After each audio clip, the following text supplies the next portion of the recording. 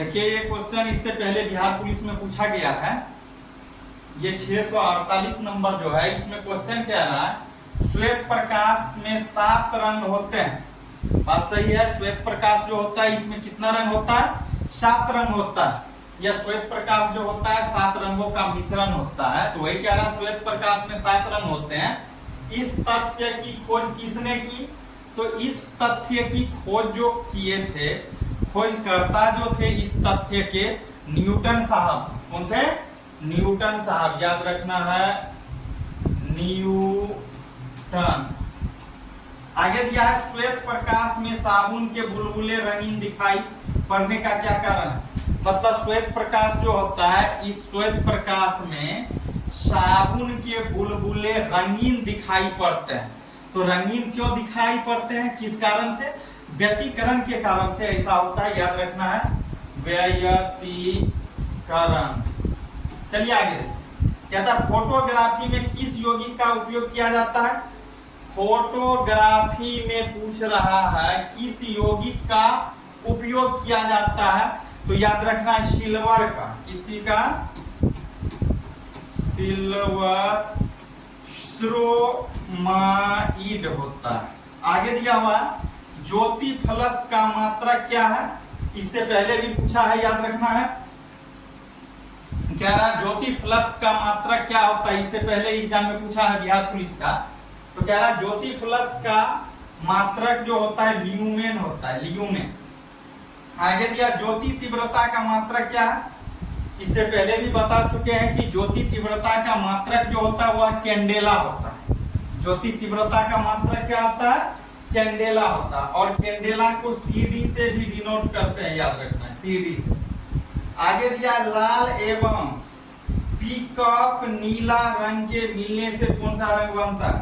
मतलब लाल रंग और पीकॉक नीला रंग दोनों जब मिलता है तो कौन सा रंग बनेगा?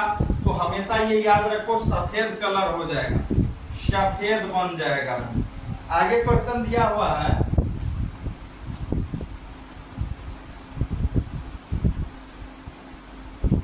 आगे क्वेश्चन है दो समांतर दर्पणों के बीच कितने प्रतिबिंब बनते हैं?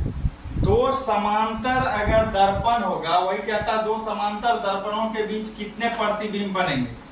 जब दो समांतर दर्पण होगा तो अनेकों प्रतिबिंब बनेंगे, मतलब अनंत बोल सकते हैं, अनंत,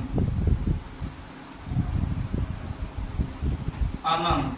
चलिए आगे कहता है कौन सा रंग सूर्य विकिरण का उत्तम अवशोषक है? कह रहा है कौन सा रंग सूर्य विकिरण का उत्तम अवशोषक है, मतलब अच्छा अवशोषक है? तो काला रंग, याद रखना है, काला।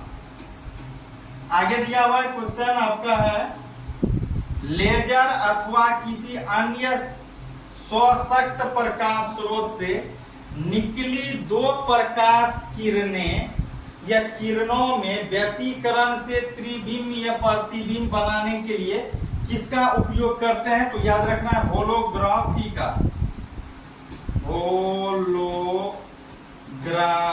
का करते हैं। आगे दिया हुआ आंख में प्रवेश करने वाली प्रकाश। अब कह रहा आंख में प्रवेश करने वाली प्रकाश की मात्रा का नियंत्रण किसके द्वारा होता है? यह कौन करता है? तो परितारिका करता है। याद रखना कौन करता है? परितारिका करता है। आगे देखिए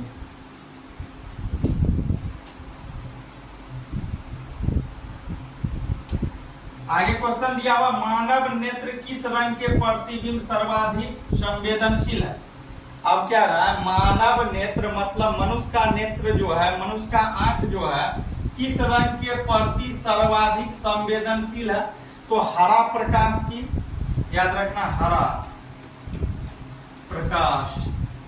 आगे क्वेश्चन देखिए जब चांद क्षितिज के समीप होता है। अब कह रहा जब चांद क्षितिज के समीप होता है तो किसके कारण बड़ा दिखाई पड़ेगा? ये किसके कारण बड़ा दिखाई देता है? तो याद रखना है वायुमंडल या अपवर्तन के कारण ऐसा होता है। फिर आगे क्वेश्चन है पानी के ऊपर तेल परत का चमकना किसका उदाहरण है?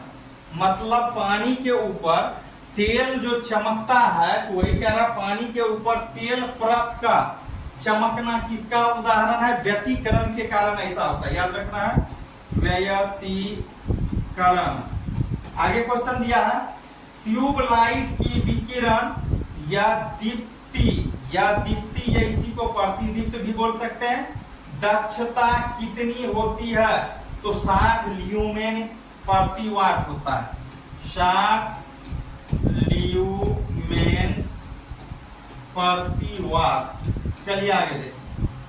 आगे क्वेश्चन है, नेत्र लेंस की फोकस दूरी किसके कारण समायोजित होती है? अब क्वेश्चन है, बहुत अच्छा सा क्वेश्चन है, कह रहा नेत्र लेंस की फोकस दूरी किसके कारण समायोजित होती है? तो पश्चिमाभि मांसपेशिया के द्वारा। याद रखना क्या चीज? पश्चिमाभि मांसपेशियां याद रखना है। चलिए आगे देखिए।